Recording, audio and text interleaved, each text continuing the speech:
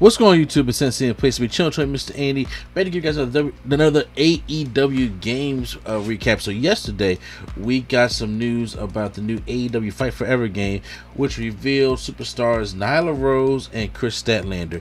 So AEW had like the games department had like a little presentation yesterday, and then they showed off two of its upcoming superstars that's going to be in the game. So Chris Statlander and Nyla Rose, and they both look good. And obviously, when I was looking at the gameplay, it looks a lot like No Mercy, that No Mercy WrestleMania 2000 WCW NWO Revenge type feel to it. And there was some other details that came out with it also. That had read that the release, as we know, it was still planned on for this year, but however, they were saying there would be some notable omissions of the game because that it's a possibility that Fightful or Fightful.com noted that the Fight Forever roster is approximately only 50 playable characters. Now, that's a little kind of like, because we know AEW has more than that, but it also said that characters that could be playable like Sting, CM Punk, Bryan Danielson, Ruby Soho, Adam Cole, and of course Owen Hart. So it looks like they had like around a September cutoff. So that's still a good amount cutoff. Every game has to have a cutoff when y'all can start doing rosters and focusing on the things. But the question remains is, who are going to be the 50 people? And there's going to be a lot that's going to be out there. And along with this being said, of course, with the new additions that's been coming in, such as Samoa Joe and Keith Lee and Shane Strickland and Swerve Strickland and Tony Storm and so forth, you're still going to ask about those kind of characters as well. But now today it is reporting that there are a lot of issues with the AEW game behind the scenes that necessarily that we don't know about, because there's also talk about the AEW Fight Forever may be a one and done deal due to disagreements between Yorks and AEW. Okay, so Yorks and AEW we're fighting for quite time now, and is also dealing with a lot of behind the scenes stuff, dealing with Kenny Omega specifically. Okay. It's reported by Sports Gamer Online. The sources behind the scenes have indicated that tensions are high between AEW and Yorks following several disagreements.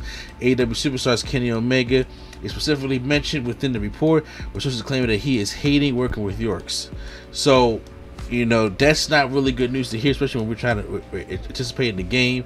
And then it's also saying that, according to some of the reports, that Yorks was trying to take advantage of an inexperienced Omega in that position, because, you know, Kenny Omega is a wrestler, and there's this between people who love gaming and gaming developers. So I do understand that, and you know, but once again, Kenny Omega just wants to give the fans, like the wrestling fan and the gamer, the greatest experience, and they could be taking advantage of that. I don't know that's, you know, for truth, but I'm giving you guys the report here.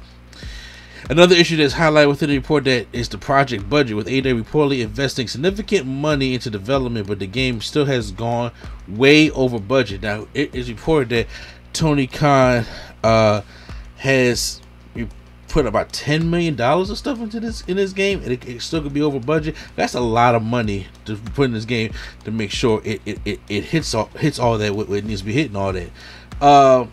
It says for budgetary issues, they reported caused several of the game's features to either be cut back or removed altogether. The roster is apparently one of the elements of the game affected by this, with 50 wrestlers expected at launch, a number that AEW wants to increase via DLC. That's something Yorks won't commit to without a long-term agreement for future games, something AEW isn't ready for.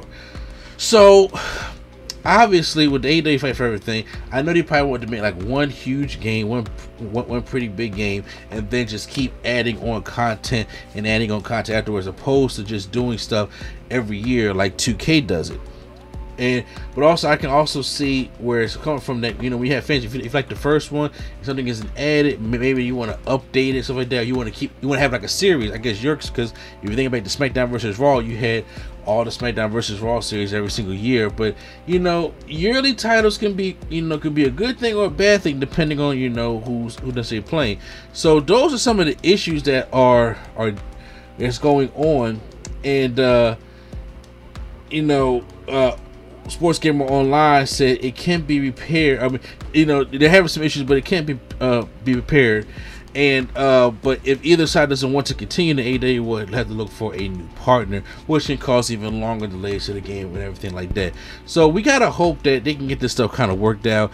I kind of do hope that when it comes to roster size, I think with the AEW roster, 50 wrestlers is not just enough, because things like that's going to suffer. You probably put the main people out there, but it seems like when I think of 50, I think that the tag team division and the women's division is probably going to suffer the most when it comes to like the roster cuts there. And I think that's very unfortunate. I think you need to try to have as much as you can in there and try to do as much as you possibly can.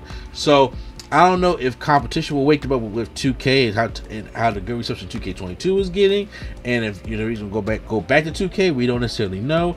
But it should be interesting. But yeah, this is the stuff that's been going on. So how do you guys feel about all the issues that's been going on with the AEW game, and how do you guys feel what you think is probably going to happen? Is the roster size is not enough? Do you think they should obviously update the DLC? Should there be more than just one AEW game? Because we see the same thing with Impact Wrestling, but Midway got shut down. That's why there was only one again. They was planning a sequel, but that's why it got a thing.